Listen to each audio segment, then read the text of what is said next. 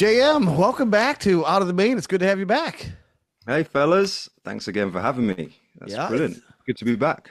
been a few Nice months. t-shirt, by the way. What's that? I've only just noticed your t-shirt. Yes, Nice t-shirt. that's how he does his metering.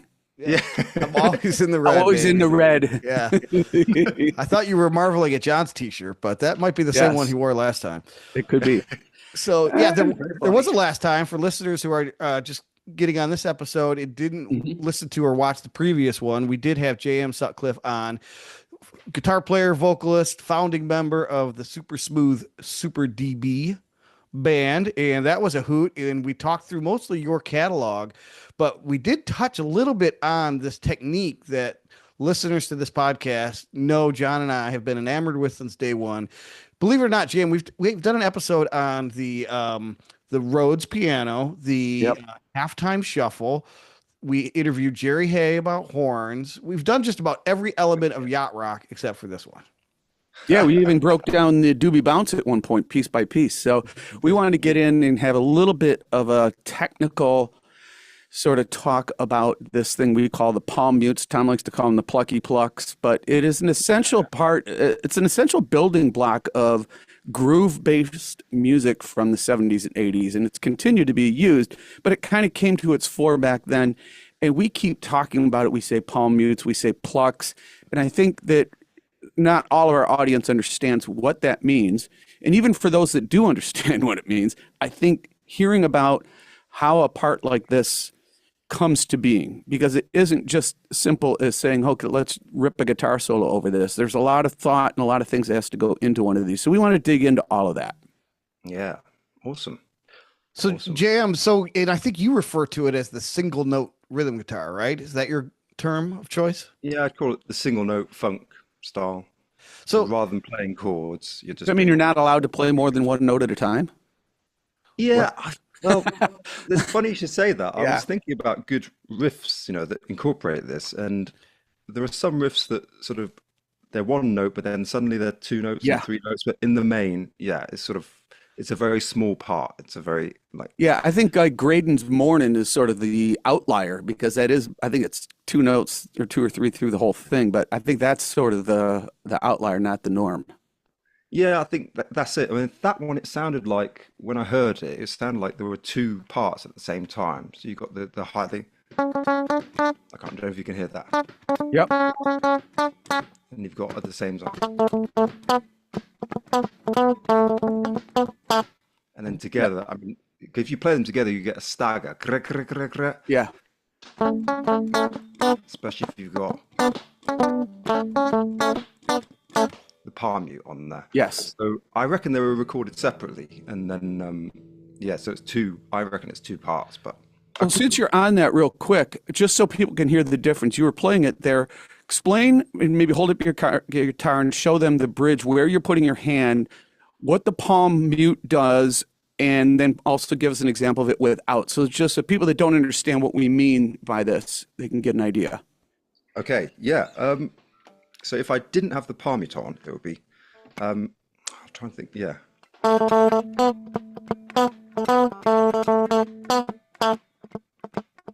I mean, some of the muting is the left hand, where you Yeah. kind of cut off the note to keep it really short. So I think even if I was palm muting, I'd still do that, what I'm Yeah. doing now. So you're resting the fat part of your hand on the where the strings hit the bridge at the end. Yes, right there. Yeah, that's it. So just after the bridge, after the strings leave the bridge, and then instead of this, you get There we go. now Yep. with the palm mute. Okay. Cool. And then so all variations of. the most basic is, again, going back to the single one note at a time. So maybe sticking with Giro, when I think of, I feel like the palm mute rhythm guitar, whatever we're calling it, I'll call it Plucky Plucks, sets the whole tone of We're in This Love Together. Do you have that one off the top of your head?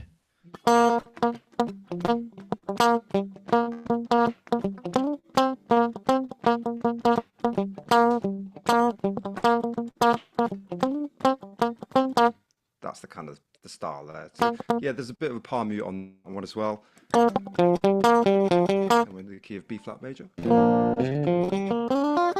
So we're just using like it's very simple. It's just pentatonics within the key, and then it's just one note at a time. I think the tricky thing with that one is that, and also um, the other one that I played. What was the other one I was talking about? Morning. Morning. Morning. Yeah, is that their swing as well. On Yes. top of the fact that you've got to be quite accurate with your time, you've got to get a swing, and swing is it's not easy to do. It's a very specific, it's its own thing, I suppose.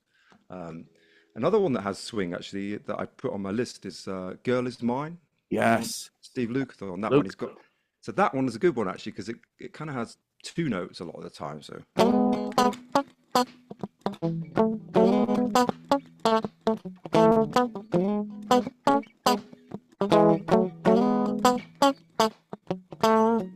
and then it's back to kind of one note there.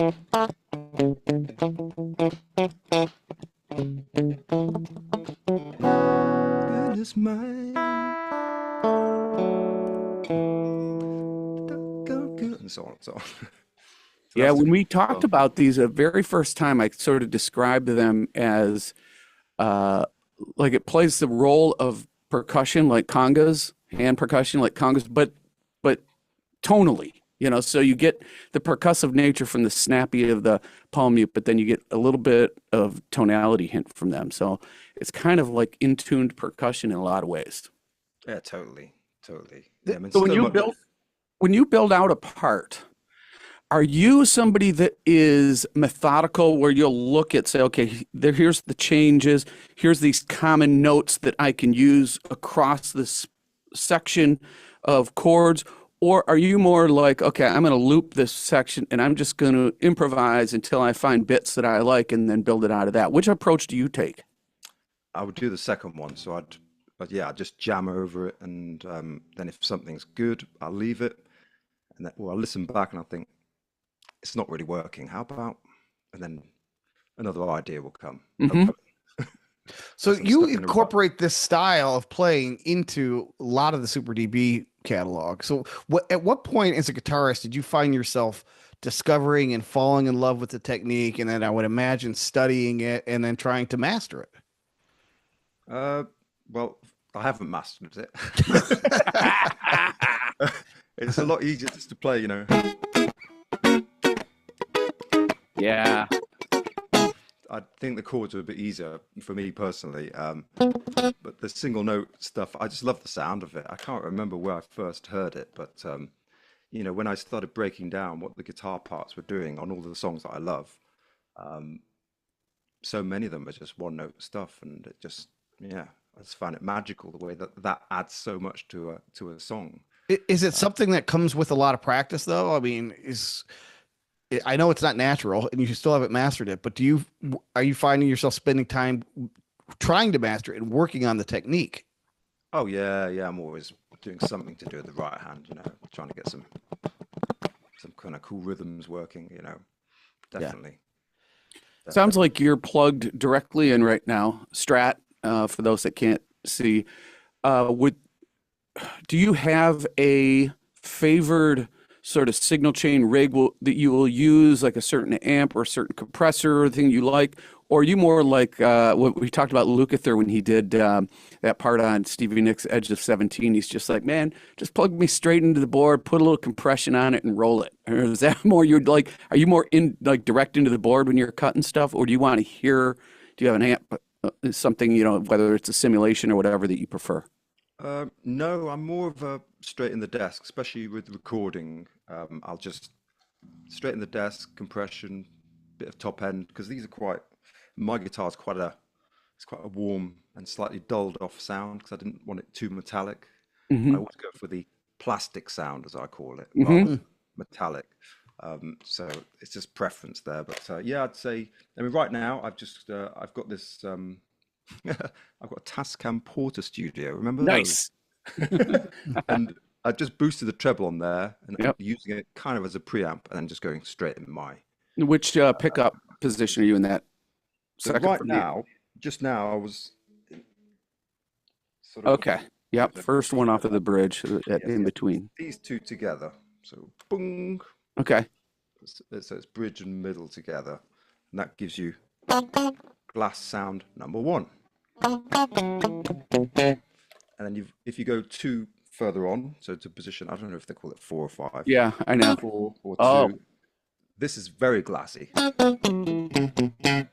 Mm-hmm, And then you've also got the final one, which is the neck pickup, which is a bit thicker, I suppose. So those are the 3 that I would sort of, vary with, Wow. depending on what the song is. What's that? I suddenly thought of the old.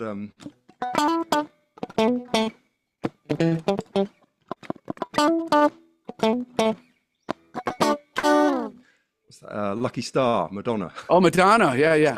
That's got a great part. Yeah, and even those totally muted notes that you do in between the sort of the chuffs or whatever are essential to setting up the next note. Kind of, right? Yes, totally. Yeah.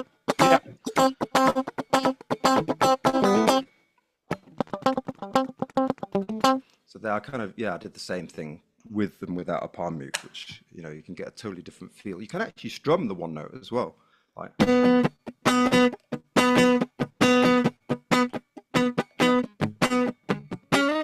think I've heard a lot.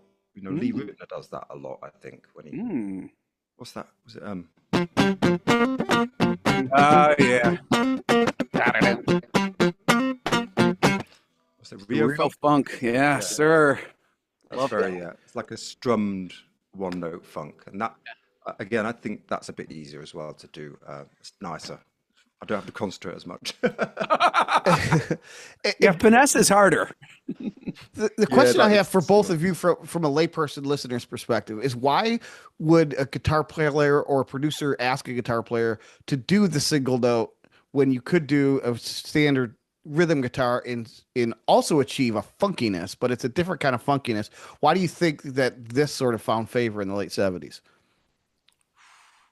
I reckon that it would be, I don't know, but I reckon it's the guitarist that would come up with the part, and then it became a staple thing, and then the producer probably said, "Oh, can you do what you did on this song, this particular track I'm working on now?" And it became, because it sounded so good, rather than a producer sort of telling the guitarist, can you do this thing that you'd usually select the guitarist because you know what they do, What they've done. amazing things, and you want that on your record, I suppose. Yeah, I'm sure there was a lot of that. I would also add that maybe it came from, that era, mid 70s, where track counts were getting higher, 24 track to multiple 24 tracks. We have 48, 72, and they were filling those things out. And I think they wanted parts and layers, but if every part is big and full out, then it just becomes impossible to mix. So it's something that gives the guitar player a way to do what it needs to do: establish rhythm, establish percussion, establish some tonality, but not raking across all 6 strings all the time. Yeah, totally. And that's kind of what I hear. And as well as a counter melody that maybe you wouldn't pick up in a chord strum, right? You're hearing chords. And then when you hear what we played at the beginning with the "We're in This Love Together," it becomes a counter melody that you can sing ding, ding, ding, ding, ding, ding, ding, ding, ding. And then maybe the bass player's following it, or maybe it's vice versa. Well, that's what I was going to ask you. Is there some relationship to the bass part when you're thinking these things, or what do you do, Jim? I mean, is that, I wonder about that too, Tom, is what relationship was there between a certain guitar player and a certain bass player? Say, Luke and Abe Laboriel, because those two things do seem to connect, but I don't know, I could be wrong. Yeah, I mean, I think most of the time I don't try and follow the bass line unless I really think, I want to double that, so have some proper octaves going on. So usually it's sort of trying to find your own little niche. Finding the space in the bass line, maybe. Yeah, it's hard for me to comment on. I sort of wing it most of the time. I found that an interview with Neil Giraldo, Pat Benatar's husband and guitarist, and when he would cut rhythm parts, he would even do some variation, a more rockin' variation of this single note thing. But he said when he was cutting with the band, or if he was doing overdubs, the only thing he wanted to hear in his headset is just enough of the background of the song so he knew where he was, but he wanted only his guitar and kick and snare and hi-hat. He wanted to work in the holes between those parts. That was what he paid attention to: kick, snare, and hat. There you go. Rhythm. Yeah. So Yes. important. So, So important. Jam, when we had you on last time, I believe you held up one Paul Jackson Jr. as the best or your favorite rhythm guitar player of all time, Oh, or at least in yeah, this probably so. genre or area of slice of the timeline. Does he have contributions that you think fit into this discussion? Oh, totally. Yeah, he's very, very adept at doing all this. I mean, he's the rhythm master. I don't think I've heard someone just play that well in time. Okay, that's what I was going I to ask. heard Is it him. that, or is it the precision in the muting, or what makes him the master to you? I just find his timing and groove just next level, Yeah. and just he can just do everything. I mean, there was a gig that he did with George Duke in '83 in Tokyo, and just everything he's doing. He has this little guitar solo, and it's just mega. I mean, does he? And he does his triplets. He just does everything on the guitar, and he just makes it sound so funky. Do you have any Paul Jackson Jr. on your list of songs you said you kind of made note of? uh, yeah, Or I don't have. you want to try and play one of his publicly? No, no, so I don't. There's a Jeffrey Osborne song called "The Power," which I've been sort of getting into. If I sort of Okay. play it a bit slower, but the it starts off with the chords, and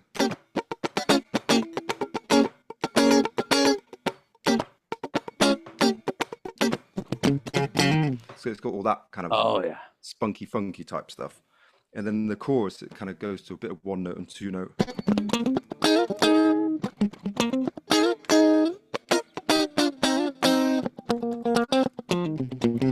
that kind of Whoa. um, funky thing.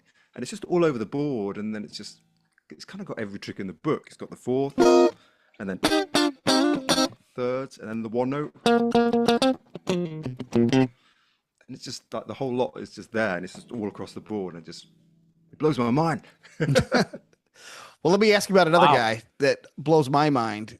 I think he came up last episode, but do you ever play around with some of the David Williams parts, which is a different sort of Oh, yeah. approach where it's the hyper, almost 16th notes a lot of time. Ticka, ticka, ticka, ticka, ticka. Do you ever play around with that? And I know he's on Madonna. I don't think that was him on Lucky Star, but you kind of hear it in her music and some of the Thriller albums as well. Yeah, yeah, he did loads of great stuff, David Williams. I guess the main one of his is the I watched him doing it the other day actually on a video. The old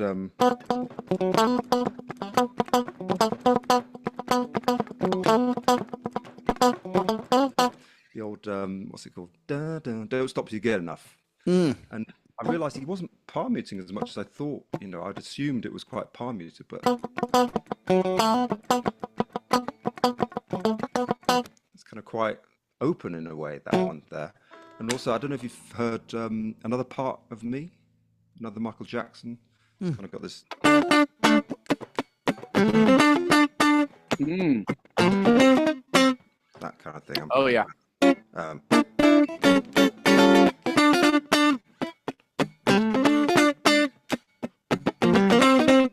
it's almost slightly swung, and it's very, very cool. Great glassy sound on that. Wow. So yeah, David Williams. Yeah, I love a bit of David Williams. Totally. I have another request. Since you're taking requests, it appears. We alluded to Okay. early on the sort of when you bring in the multiple notes, and you've been playing examples of that. But could you play us your part on "Stealing Shadows," which is a super D B song, because it's got multiple notes in the The, pluckies. the, that's an A minor. Oh gosh, I'm getting confused with "Girl Is Mine" and all that kind of stuff. I Ah, think we yeah. played. What was my part on that again? We don't play this one live, so I literally haven't played it since 2021. Or maybe It's before. smooth as silk. We No, might have to play no, it for our it's listeners. that was it.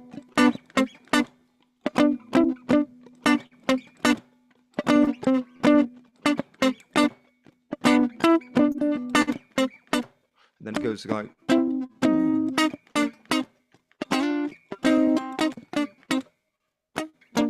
but yeah, it's very similar if I think about it. I mean, I didn't at the time. I just did what I thought sounded good on the But track. it achieves the same thing, which, like you said at the beginning, John, it's playing against that almost a halftime shuffle. Just give the song just enough rhythm, but also just enough space for everything else to live and breathe, so it's not overwhelming.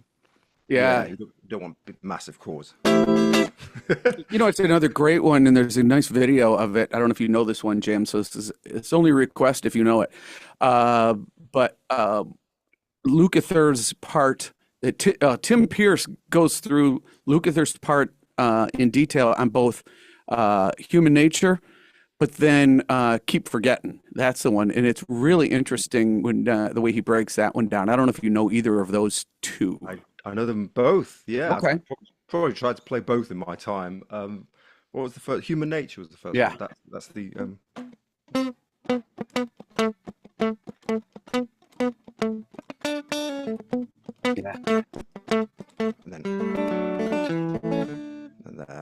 and then here he follows the melody. And it's got the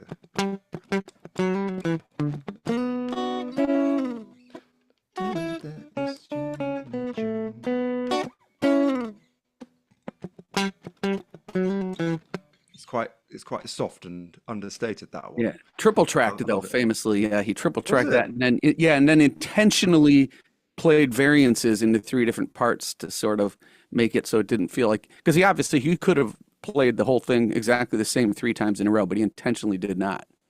Wow. Yeah. I hope the listeners are hearing all those sort of ghost notes too. That's what makes it so groovy, is the Right. all the stuff when you're not hearing a note, right? Right. Yeah. And then what about Keep Forget? That's my favorite yacht rock song of all time.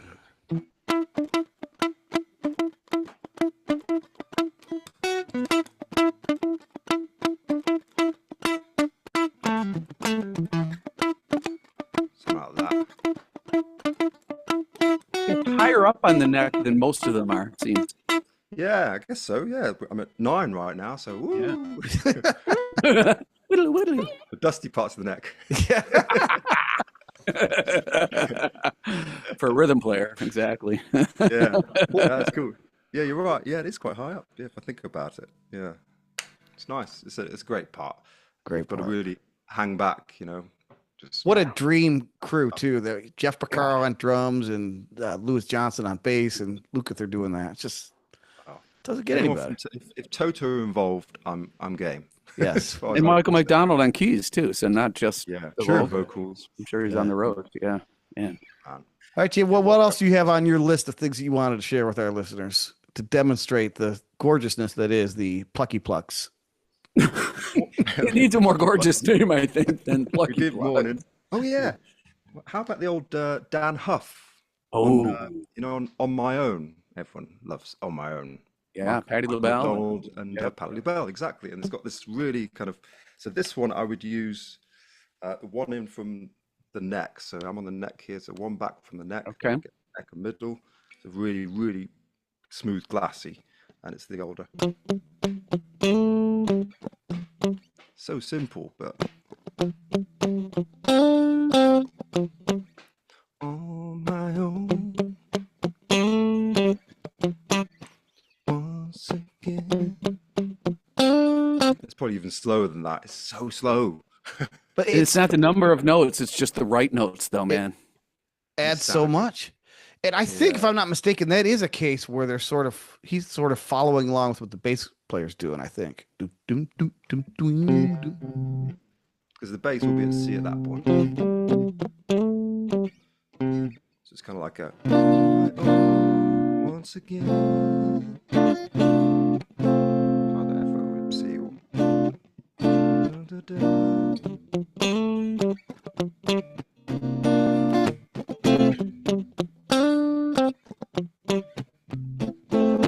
Anyway, so nice. I think that's the name Dan Huff that gets forgotten so often in these discussions. Maybe because he came from hard rock, progressive rock, whatever you'd call it. But man, Dan Huff, cannot forget about him.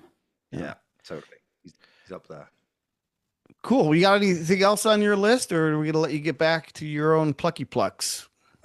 Well, if we can venture beyond the one note, we've got the old Earth, Wind and Fire, Al McKay Ooh.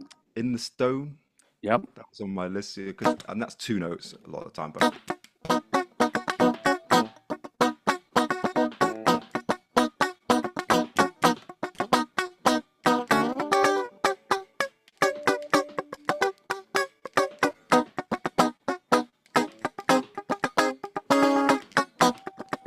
and all that kind of stuff, I So, was from a technique standpoint, that's a perfect one for me to ask this question.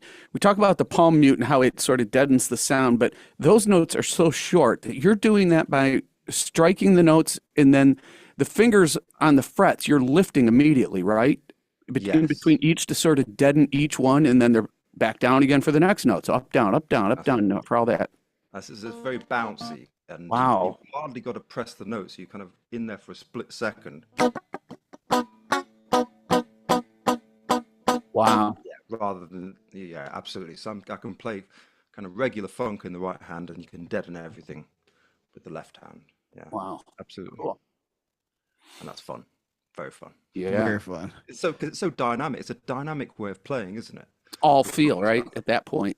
Yeah, and it just adds, as you say, it adds a lot to a song. Those kind of parts, so much rhythm and so much dynamism. I think that's what grabs you. I had one more technique question before we let him go, Tom. A lot of these yacht rock songs, that we'll call them, they'll often have two parts, a left and a right. And a lot of times they were two separate players. A lot of times you might see Lukather and Ray Parker Jr., another one we didn't mention a lot of. But Jay Graydon says Ray Parker Jr. is the best rhythm player he ever saw. So, but and so you got this hard right, hard left playing two different players playing two different parts, yet they're cognizant of what each other's doing. They're learning off what each other's doing, and so that the two parts essentially amass into one thing. They're not fighting each other. They're not conflicting. Mm. Will you make that? Do you ever do that like with your own stuff? And granted, you'd be playing both parts, but have you ever thought through, okay, how do I do this two-part thing so I get a nice left-right image going on in the mix? Or do you not think that far down the road, like that I'm going to mix and have a left-right image here? I've never tried to consciously get two parts that work together. I'd usually put one part, and then I'd think, you know what? I think it needs something else. This would sound cool as well. But it's never something I try and do. Usually, if it's two guitar parts, I just do exactly the same thing, pan them left and right, and then you've got that. It's like I a could have ball Now you got sworn. something new in the tool belt here for you. Yeah. Well, I know the finished product exists on at least one of your songs. Maybe you didn't go into it thinking that, but is it Back to Me maybe or something? There's one of your tunes that has single note and then multiple notes, left, right, pan, right, and it does. It sounds perfect, John. Mm. Cool Funk has both. Yeah, it could be. Cool Funk's kind of got that David Williams fast rhythm going. So the two parts of Cool Funk, there's the main rhythm, which is the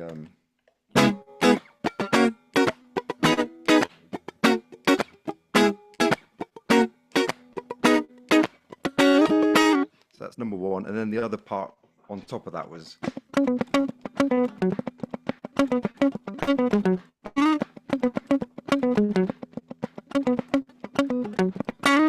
so Nice. those are the two on there, and then they sort of I didn't really the first part was the main guitar part that I put on there, and then the second one I played was just something I thought, oh, well, let's just add more, and so I came up with that small riff. But Yeah. I've never consciously tried to do two different parts that work perfectly together. Like because you mentioned Steve Lukather and Ray Parker. Ray Parker. Yeah. Don't they do that on? There's a Boz Scaggs song that they're both on. On That the might be middle. what I'm thinking of because I remember just the credit Yeah. listed. Oh yeah, JoJo.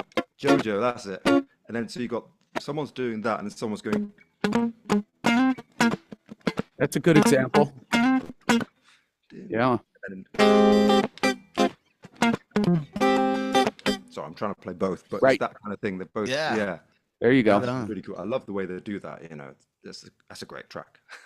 That is great. Perfect example. Anything Wow. with Steve on. Yeah. There you go. All right. Well, give us your last favorite, best one. Is your parting Whatever's gift left. to us? Best one. Oh, there's no best one. All right, see ya. But I always loved one that I haven't played yet is Love Come Down. Champagne Yeah, King. little That's got a really Champagne nice, King. yeah, Yes. that's a great there. Let's see if I can do it justice.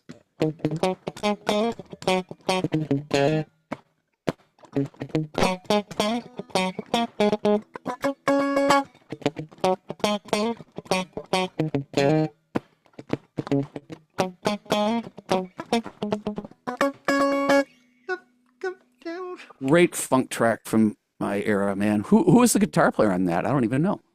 You? That's a good question. Yeah. I Well, can't we're going to remember. look it up, and we'll try and put that in the lightning round. I'll find that at sea, Tom. Oh, You know will what? you? Yeah. It could be the same guy that Kashif uses all the time, because I know that Kashif wrote a lot of stuff for even Champagne King, and I actually had another Kashif song on here, which was Rumors. Do you know that song? Oh yeah. Oops, I love Yep. that part as well. So what's the kind of sound on that one? But let's do it this one. So it's got that.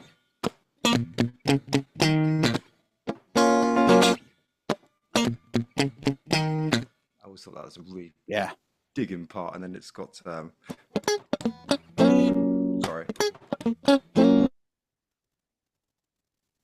Oh, here we go. Rumors of love.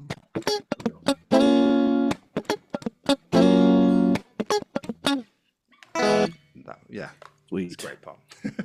So, well, hopefully now listeners will now appreciate, like I do, why I love this sound so much. And at least they'll know what I'm talking about when I say that palm mute thing, plucky, plucky, one note rhythm guitar. If nothing else, they at least have the frame of reference. So this is a glossary of terms episode. Hey. All right, Jam, we appreciate it. Yeah. This was great. Come back Thanks again. for having me Maybe again. we'll talk chordal rhythm guitar next time. Yeah, go. great. All right. I'm all for it. I'm all for it. You say the word, I'll be there. And anything new we want to talk about with Super DB before we let you go? We're making a new record. That's Nice. the newest thing we've got going on. So it's all. I was just doing the demo today. Actually, I put a demo together for my bandmates to have a listen to and learn the song or whatever. With some very rough vocals, but guitar playing. We very always say that. Yeah, and it's always true in It's my a given. case. All right, so 2025 release or next year? Either the back end of this year or maybe early next year. But Okay. yeah, certainly some singles are going to come out this year. Cool. We'll look forward to it. All right, Jam. Our best to the boys. We'll see you next time. All right. Thank you very much, Mr. Brothers. Take care, guys.